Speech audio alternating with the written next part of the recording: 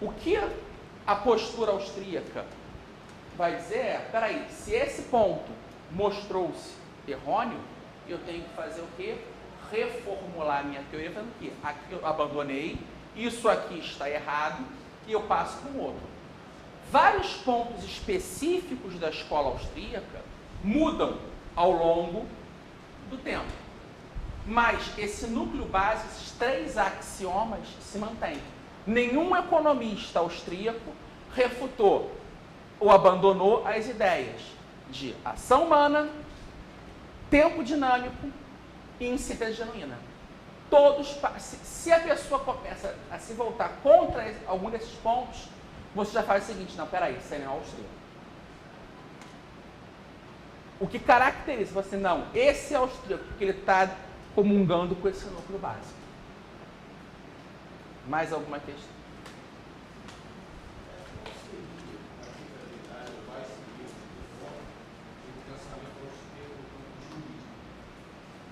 Imenso. Eu vejo mais aplicações hoje, na situação que nós temos, da escola austríaca no campo jurídico que no campo econômico. Principalmente, se você pegar, geralmente o pessoal quando faz vai lembrar, vamos voltar à parte sociológica do Hayek e jurídica. Não, vamos pegar a própria visão da ação humana. Se você começa a aplicar que na própria questão de um processo jurídico, ele se dá pela ação humana. Então você tem que entender os fatores. O cliente vai querer a maior satisfação. Então você começa a aplicar essas categorias de ação no próprio direito para entender a questão. Se você entende que esse tempo é dinâmico, porque você tem N possibilidades no processo. O processo ele é pequenas partes que se unem. E cada ato jurídico daquele vai constituir o processo em si. Cada ato daquele jurídico se dá em condições de tempo diferentes e num grau de incerteza. Então, essa tríade básica de ação, tempo e incerteza seria fundamental ao direito. Infelizmente, eu nunca vi ninguém discutindo, sempre que vai discutir direito na escola austríaca, se volta para Hayek. Eu não vejo nesse campo e para o Mises. Eu acho que daí é interessante pegar essas 3 categorias fundamentais e tentar discutir a questão do processo jurídico a partir dela. E tem outros campos que você pode pegar também. Sim. Só que o campo constitucional, aí você tem que pensar o seguinte, qual é a tua definição de Constituição? Eu gosto de seguir a visão de Constituição na ideia de que a Constituição é uma criação humana. Aí sim eu volto um pouco para Hayek, que é a questão da ordem espontânea. Na verdade, o trabalho do legislador não é criar leis, mas codificar as leis que a sociedade descobriu num processo de acertos e erros. Por exemplo, eu sou muito crítico às emendas americanas constitucionais. Eu acho que nesse ponto os federalistas, Hamilton escreveu isso, está certo. A Constituição americana não precisava de emendas garantindo os direitos individuais, porque a argumentação dele é simples. Quem cria esses direitos individuais não é o Estado, mas a própria sociedade.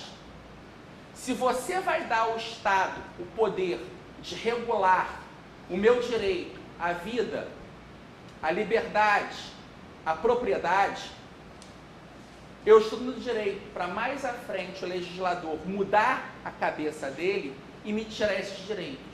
A última garantia dos direitos individuais do indivíduo, esses direitos básicos, não vai ser o Estado, vai ser a própria sociedade. E aí é a questão do Jefferson. Os tiranos devem ser decapitados. Porque é a organização. Não, eles querem me tirar o direito de portar armas, eu vou brigar e vou impedir isso. Então você não tem que ter.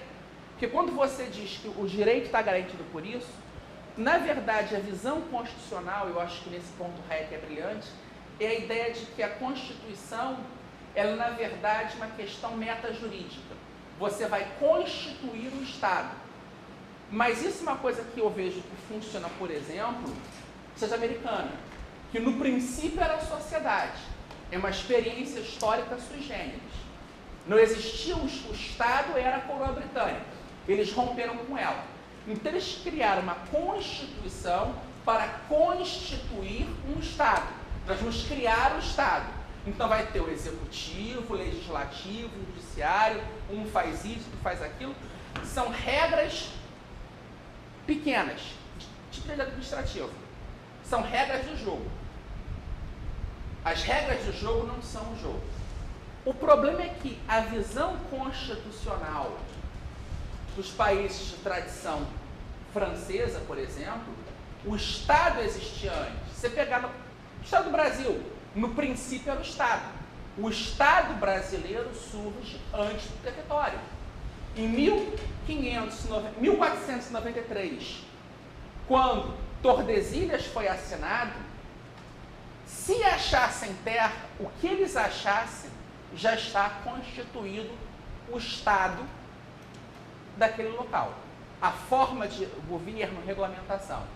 Em 1500, Cabral chegou ao território.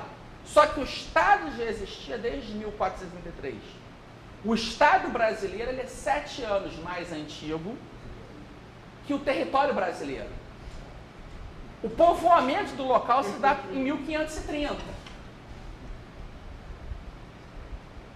A igreja chega no final, as escolas mais à frente. O país se torna independente no século XVIII. E o que a gente pode chamar de sociedade civil, que foi o fermento da Revolução Americana, só começa a ter algo semelhante a isso no Brasil pós-guerra do Paraguai. E muito disperso. Então a luta contra... é um monstro que está aí antes do território ser descoberto. Então a questão da Constituição ela acaba se tornando uma carta de desejos. Você põe no papel e a crença de que a lei cria realidade. E aí é um ponto que eu vou voltar mais tarde, na questão das ordens espontâneas. E a questão da ordem. Existe uma ordem. O tema da ordem é uma questão fundamental. No campo da política hoje, da ciência política, tem sido o meu principal objeto de trabalho. Estou discutindo, estudando muito isso, como se dá o relacionamento da visão de ordem numa concepção ontológica, Eric Wegelin, a visão da ordem interior do indivíduo, com a ordem cósmica do indivíduo na sociedade, a visão cultural histórica do Russell Kirk, que entende a ordem como esse acúmulo de tradições culturais não escritas, e a visão do Hayek, que entende a ordem como uma visão sociológica de uma evolução desses relacionamentos entre indivíduos no espaço público. As três teorias se complementam. É interessante, só que eu estou escrevendo sobre isso, talvez eu publique alguma coisa no que vem sobre esse assunto. Só que é fundamental entender isso e entender que a ordem tem a ordem espontânea e a ordem criada. Algumas ordens criadas, e uma coisa que o Hayek é muito moderado nisso, são sadias. Por exemplo, nós vamos criar uma associação de leitores de ação humana, uma associação de jogadores de botão. Você pode criar essas ordens artificiais, mas em campos limitados. Quanto maior o âmbito da sociedade, você tem que confiar mais na ordem espontânea. Eu tive um professor, ele é antes da aula em Chicago, é o professor Richard Epstein. Ele é da área de Direito. E ele tem um livro que é muito interessante chamado Regras Simples para um Mundo Complexo. Eu acho que qualquer advogado tinha que ler isso, que ele mostra que, diferente do que as pessoas pensam, quando se aumenta o grau de complexidade, numa proporção inversa, deve-se diminuir o grau de complexidade das leis. Quanto mais complexa fica a sociedade, maior são as regras. Então, por exemplo, para a União, tem que ser regras muito simples. Para os estados, as regras já aumentam, porque a comunidade é mais coesa. Municípios maiores. Para a família, aí as regras aumentam. E para o indivíduo, aí você tem que Aí é a tua consciência que tem que determinar inúmeras regras. É o que o Burke dizia.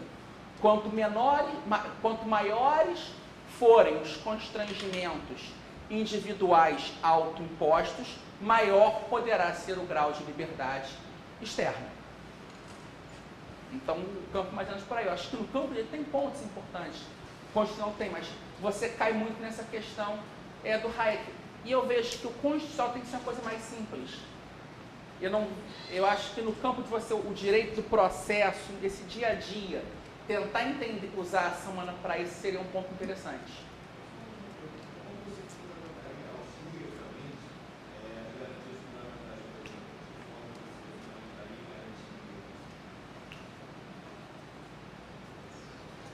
Algumas garantias fundamentais, aí você vê o seguinte, aí você tem que cair, o que você entende por garantias fundamentais? Você já abriu um outro debate. Algumas pessoas acham que o Colégio Pedro II é uma garantia fundamental. A Constituição do Brasil defende isso. Então você vai ter visões distintas. Eu vejo como garantia fundamental mesmo a vida, a liberdade e a propriedade. Essas são garantias fundamentais. Qualquer lei que contrarie esses três aspectos, ela está entrando em contradição, e aí você tem que falar sério. Qual seria a função fundamental do Estado? Nesse ponto eu me vejo como um robesiano, a segurança.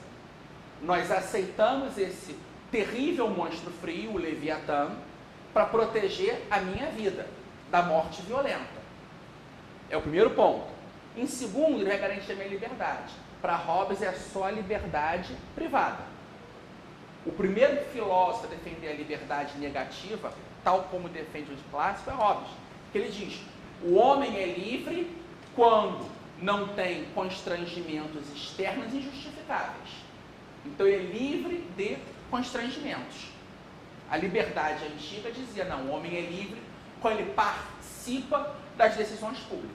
E o grande conflito que pós-revolução se traz é esse. Porque você tem Hobbes, Montesquieu, von Humboldt dizendo, tem a liberdade antiga e a moderna. A antiga, o homem é livre na medida em que ele é um cidadão, em que ele vota. O moderno não, eu sou livre na medida que o Estado não me impõe a vontade dele. Na medida em que a comunidade não me obriga a ser feliz à maneira dela. Isso é ser livre moderno. Só que esse conflito todo que vai se dando, você tem o Rousseau que quer fazer o quê? Voltar ao modelo romano. O homem é livre na medida que ele é um cidadão, que ele parte da Assembleia. E a sua liberdade é chegar na Assembleia, decidir coletivamente e impor aos outros essa tua liberdade. Então, quando o Estado acaba, não, minha função é dar segurança. Só que eu vou dar saúde, escola, você cresce as funções. Qual é o maior caos do Rio de Janeiro? Segurança. Porque ele começou a oferecer mais do que o limite desse fictício contrato social, é a segurança, e ele começa a dar mais coisas. E os recursos são escassos. A ação humana, de novo, eles estão competindo. Vai faltar para a função básica. Vai faltar para o judiciário. E aí você tem essa ineficiência toda. Então, eu acho que a coisa vai um pouco por aí.